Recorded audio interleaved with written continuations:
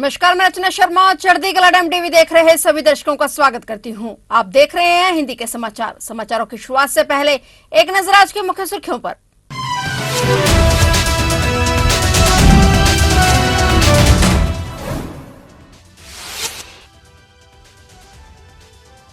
डोडा में आतंकवादियों से हुई मुठभेड़ में 4 जवान शहीद। कश्मीर टाइगर्स ने ली जिम्मेदारी। जवानों ने आज इलाज के दौरान ली आखिरी सांस।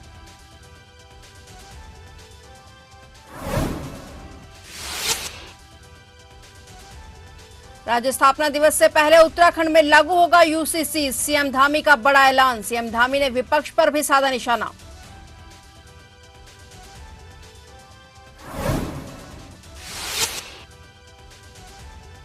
बिहार में वीआईपी पार्टी के अध्यक्ष मुकेश सहनी के पिता की हत्या। घर के अंदर मिली लाश, धारदार हथियार से गोदकर की हत्या।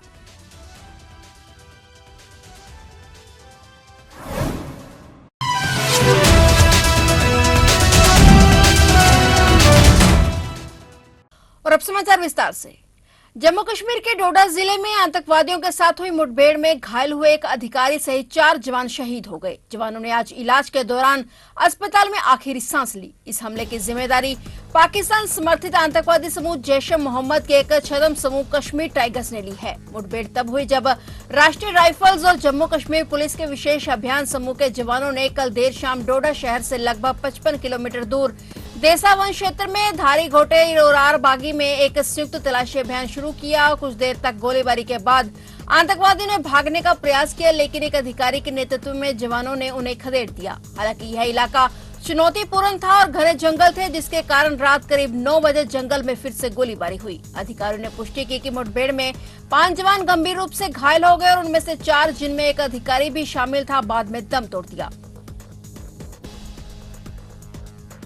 जम्मू के डोडा में हुए आतंकवादी हमले को लेकर भारत सरकार सख्ती के मूड में है। रक्षा मंत्री राजनाथ सिंह ने इस हमले के बाद आज सेना प्रमुख जनरल उपेंद्र द्विवेदी से फोन पर बात की। उन्होंने सेना प्रमुख को आतंकी घटनाओं को लेकर सख्ती से पेश आने के निर्देश दिए। उन्होंने कहा कि आतंकवादी और उनके संगठनों को लेकर कोई ढिलाई न बरती जाए। रक्षा मंत्री राजनाथ सिंह ने सेना प्रमुख से डोडा में आतंकियों के साथ चल रहे मुठभेड़ को लेकर भी जानकारी ली। उन्होंने कहा कि सेना प्रमुख से उचित एक्शन लेने की बात कही है। बता दें कि जम्मू के डोडा जिले में भारी हथियारों से लैस आतंकवादियों ने अचानक हमला बोल दिया, जिसमें एक अधिकारी समेत सेना के 4 जवान आज शहीद हो गए। सेना से जुड़े अफसरों का कहना है कि आतंकवादियों से निपटने के लिए घेराबंदी मजबूत कर दी गई है। जवानों को मजबूत सपोर्ट देने के लिए इलाके में अतिरिक्त बल भेजा गया है।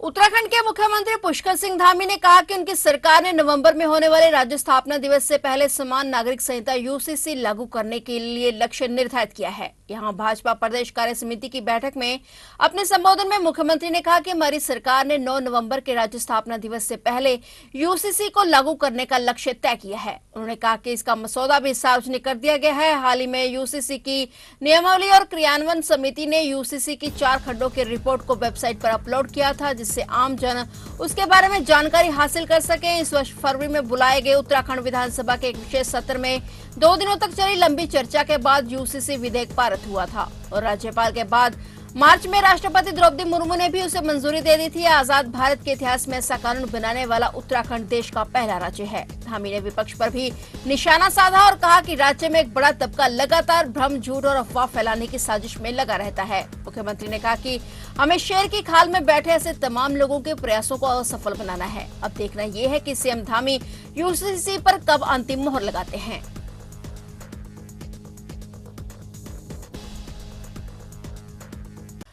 बिहार के दरभंगा से बड़ी खबर आई है, जहां पूर्व मंत्री और वीआईपी के राष्ट्रीय अध्यक्ष मुकेश सहनी के पिता जीतन सहनी की हत्या कर दी गई है। घर के अंदर से उनकी लाश मिली है। बताया जा रहा है कि सुपौल बाजार के अवचरा पंचायत स्थित घर में जीतन सहनी का शव शत विशत हालत में मिला है। दरभंगा के एसएसपी ने इसकी पुष्टि की है। वहीं घटनास्थल पर पहुंची पुलिस मामले की जांच कर हत्या के तथ्यों का पता लगाने में जुट गई है। बताया जा रहा है कि धारदार हथियार से गोदकर हत्या की गई है। वीआईपी चीफ मुकेश सहनी के पिता की हत्या के मामले में एसआईटी गठित कर दी गई है।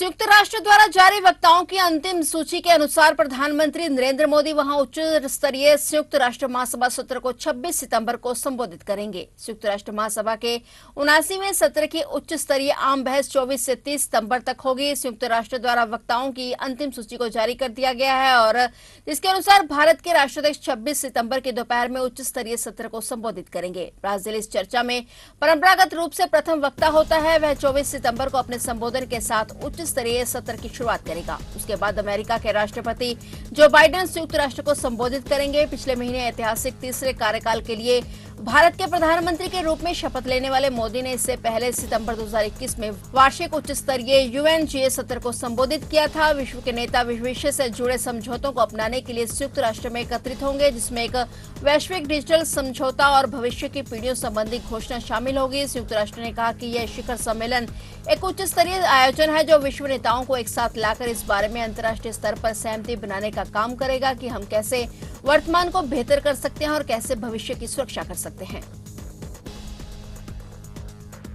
दिवंगत हिंदू नेता सुधीर सूरी, जिसकी गोली मारकर हत्या कर दी गई थी, उसके दोनों बेटों पारस सूरी और मानक सूरी को पुलिस ने हिरासत में ले लिया है। जानकारी मिली है कि दोनों बेटों ने 3 साथियों के साथ मिलकर कारोबारी से लाखों रुपए की रंगदारी मांगी है। पीड़ित ने इस घटना की सूचना पुलिस को दी। दीप कॉम्प्लेक्स स्थित पीड़ित कारोबारी कमलकांत ने पुलिस को बताया कि उक्त आरोपी उसकी दुकान में से 4 लैपटॉप और 30 मोबाइल फोन लूट कर फरार हो गए हैं। थाना सिविल लाइन पुलिस ने उक्त आरोपियों के खिलाफ कार्रवाई करते हुए मामला दर्ज किया है। वहीं उसने बताया कि उक्त दिवंगत सुधीर सूरी के बेटों ने उसे किसी फर्जी पते पर सिम बेचने की धमकी दी। पीड़ित ने बताया कि दोनों भाई अपने 3 साथियों सहित दुकान के अंदर आ घुसे और दुकान पर रखे लैपटॉप और मोबाइल उठा लिए। इसके बाद उन्होंने उसे किसी जगह खाली जगह पर बुलाया और उससे 6 लाख रुपए की रंगदारी भी ली। पुलिस ने इस मामले में फौरन एक्शन लेते हुए सुधीर सूरी के दोनों बेटों को हिरासत में ले लिया है।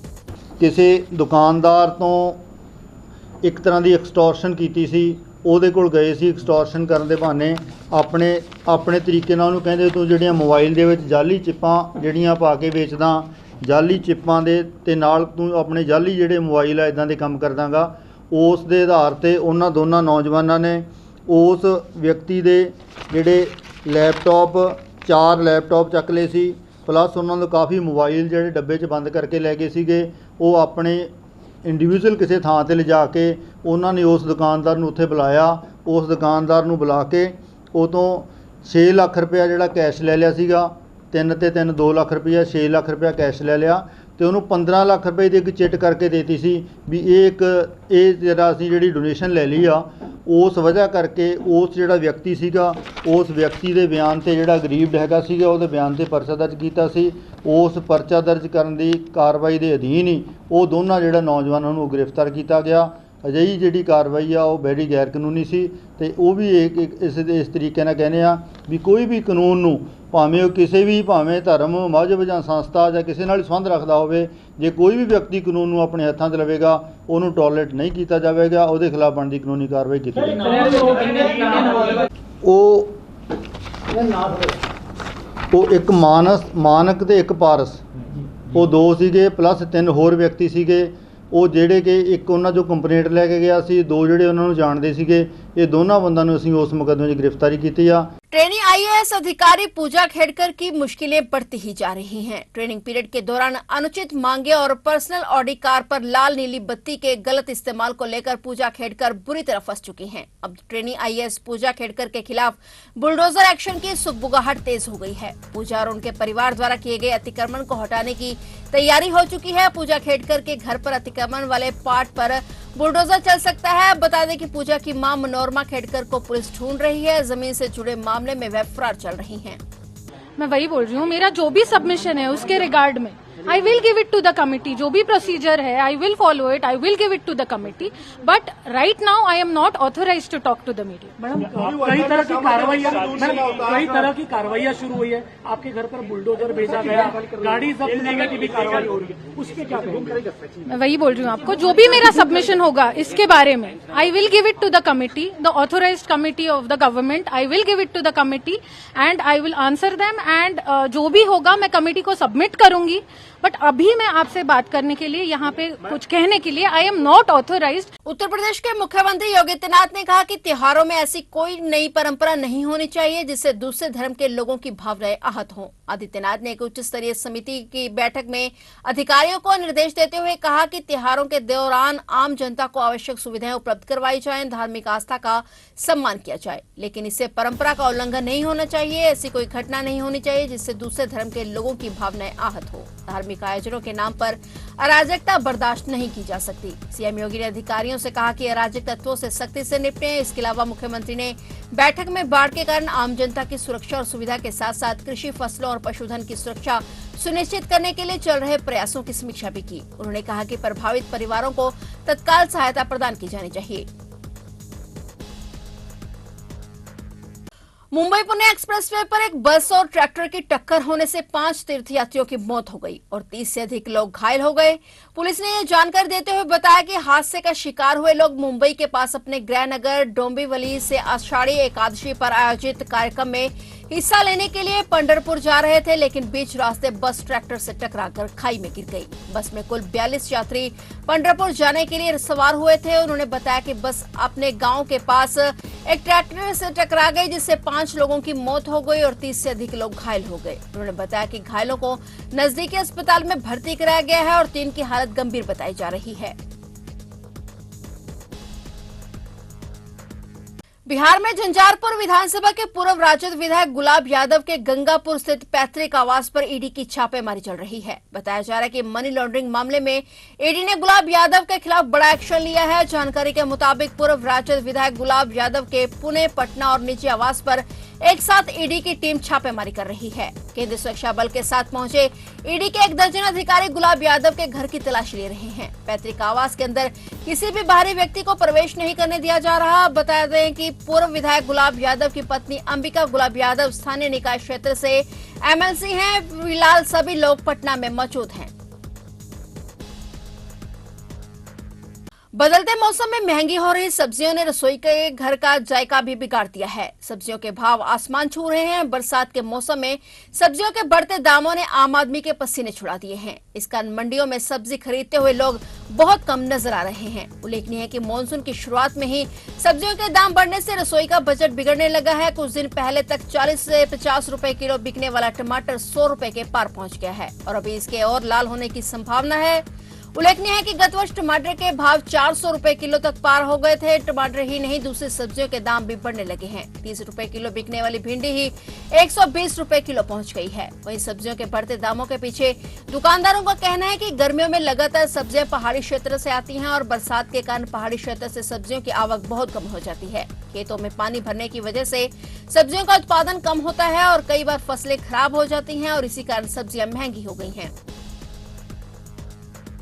फिलहाल हिंदी के समाचारों में इतना ही और नए समाचारों के साथ फिर से हाजिर होंगे। तब तक के लिए देखते रहिए चढ़ती कला टाइम टीवी और मुझे दीजिए इजाजत। धन्यवाद।